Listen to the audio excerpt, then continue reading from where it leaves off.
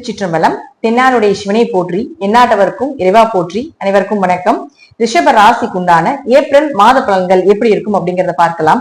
ரிஷப ராசியை பொறுத்த வரைக்கும் பாத்துட்டீங்கன்னா, உங்களுடைய ராசி அதிபதி சுக்கிரன் உச்சமா இருந்தாலும் கூட 13ஆம் தேதி வரைக்கும் வக்ரத்தில் இருக்கிறார். 11ஆம் வீட்டுல பொதுவா ராசி அதிபதி வக்ரமாகிறது அப்படிங்கிறது எண்ணங்கள் அப்படியே மாத்திரும்.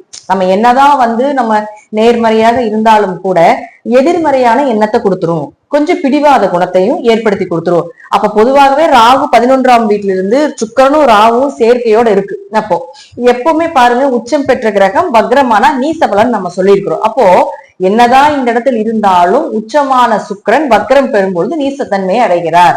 அப்போ 13ஆம் தேதி வரைக்கும் ரிஷபராசியை பொறுத்த வரைக்கும் பாத்துட்டீங்கன்னா நீசத்துலதான் இருக்க போகிறார் அப்படிங்கிறது அமைப்பு.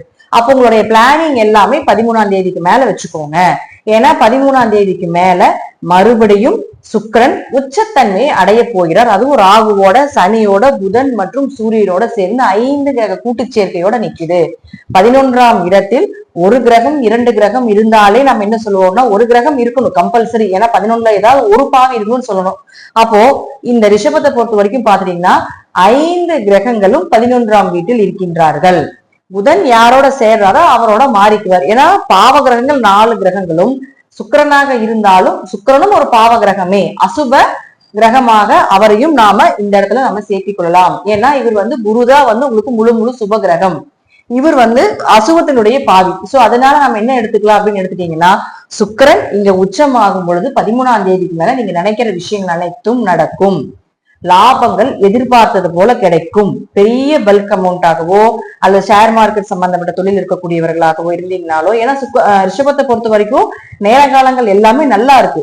ராசி அதிபதி கொஞ்சம் நீசமா இருக்கிறதுனால உங்களுக்கு வர வேண்டிய பணம், உங்களுக்கு வர வேண்டிய ஏதாவது சொத்துக்கள் அல்லது நல்ல விஷயங்கள், ஒரு சுப நிகழ்ச்சிகள் தடையாகிறது, இது போல விஷயங்கள் எல்லாமே இந்த வக்ரமாக இருந்த காலகட்டத்துல செஞ்சுட்டு இருந்தது. இப்போ 13ஆம் தேதிக்கு மேல பாத்துட்டீங்கன்னா அந்த வக்ரம் நிவர்த்தி ஆனதுக்கு அப்புறம் உங்களுக்கு வர வேண்டிய பணம், சொத்துக்கள், ஒரு நல்ல விஷயங்கள், எதையாவது எதிர்பார்த்திருக்கக்கூடிய ஒரு நல்ல சுப காரியங்கள் எல்லாமே நடப்பதற்கு உண்டான அதீத வாய்ப்புகள் உண்டு அப்படிங்கறத நம்ம எடுத்துக்கலாம். கடன் அடைக்க அவரே உங்களுக்கு சுக்கிரன் 6ஆம் அதிபதியும் ஆகிறதுனால கடன் அடைக்கிறதுக்கு உண்டான ஒரு அமைப்பு.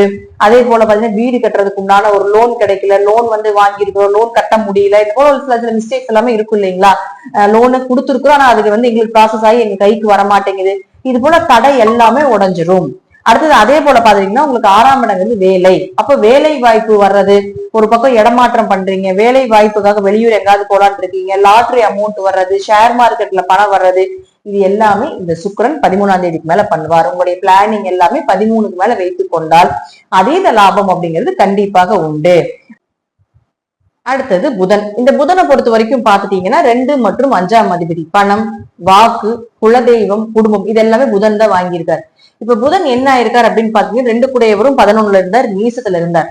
அப்ப நீசமானாலும் அவரும் வக்ரத்துல தான் இருந்தார். புதனை பொறுத்த வரைக்கும் கொஞ்சம் மூவ் பண்றது கவனமா மூவ் பண்ணணும். ஏன்னா 7ஆம் தேதிக்கு மேல மறுபடியும் நீசத்தை அடைகிறார். இருப்பினும் 11ஆம் வீட்டுல நீசமானாலும் கூட ஒரு பக்கம் எதிர்பார்த்தது கிடைக்கவில்லை என்றாலும் மறுபக்கம் கிடைப்பதற்குண்டான வாய்ப்பு உண்டு. ஒரு பக்கம் பணம் எதிர்பார்த்திருக்கீங்க, கிடைக்கல, ஆனா அதற்கு மாற்று வழி ஏதாவது ஏற்படுத்தி கொடுப்பார். குலதெய்வத்தினுடைய அனுகிரகம் அப்படிங்கிறது கொஞ்சம் குறைவா இருக்கு. புதன் எப்ப உங்களுக்கு மேஷத்துக்கு வருதோ அப்பதான் அதிகமான மணி ஃப்ளோ, அப்பதான் பண வரவு, அப்பதான் குடும்ப ஒற்றுமை, பேச்சுக்கு மரியாதை, இதெல்லாமே புதன் மேஷத்துக்கு வரும் பொழுது நடக்கும். அப்போ மேஷத்துக்கு இந்த மாதம் முழுவதும் வரப்போறதுல அங்கேதான் இருக்க போறார். இருப்பினும் ராசி அதிபதி நல்லா இருக்கிறதுனாலையும் லாபஸ்தானாதிபதினு சொல்லக்கூடிய குரு உங்களுடைய ராசிக்குள்ளேயே இருக்கிறதுனாலையும் ஏதாவது ஒரு மூவிங் கிடைக்கும், ஏதாவது ரோல் பண்ணிருவீங்க, ஏதாவது ஒரு வழியில உங்களுக்கு காசு பணம் சொத்து சேர்க்கையை ஏற்படுத்தி கொடுத்து விடுவார். குரு அப்படின்னு சொல்லக்கூடியவர் இந்த ராசியில் இருக்கிற வரைக்கும் கெட்ட தொடர்புகளை மட்டும் உங்களுக்கு விலக்கி விடும் அப்படிங்கிறத மாற்றம் இல்லை.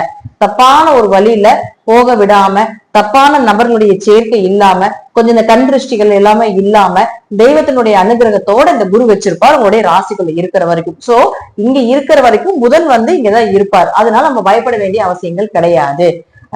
ஒரு இடமாற்றம் பண்றீங்க, தொழில் ரீதியாக மற்ற நபர்களை போய் சந்திக்கிறீங்க அப்படின்னா இதெல்லாம் சக்சஸ் ஆன பீரியட் அப்படிங்கிறது நீங்க ஒரு 13ஆம் தேதிக்கு மேல எடுத்துக்கலாம்.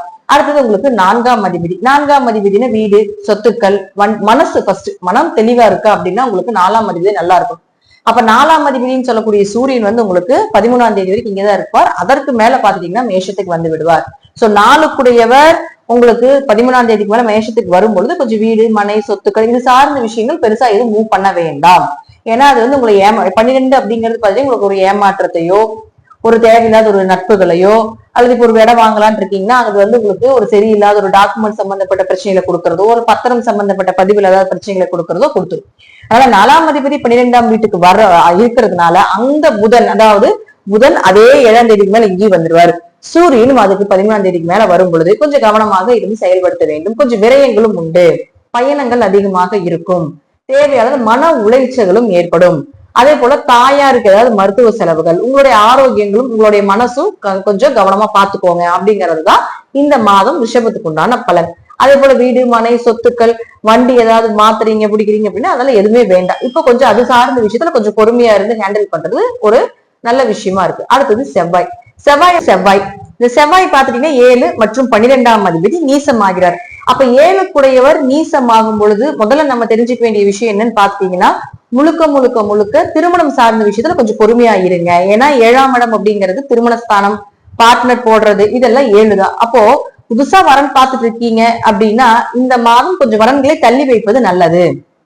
ஏன்னா பெரிய அளவுக்கு ஒன்னும் நல்ல வரன்கள் வராது. நீசமாகும் போது அந்த வரன்களை நல்லபடியா நமக்கு அமைச்சு கொடுக்காது. அதே போல அவரே 12ஆம் அதிபதியுமாக இருக்கிறதுனால நிறைய விரயங்களை பண்ணி கொடுத்துட்றாரு.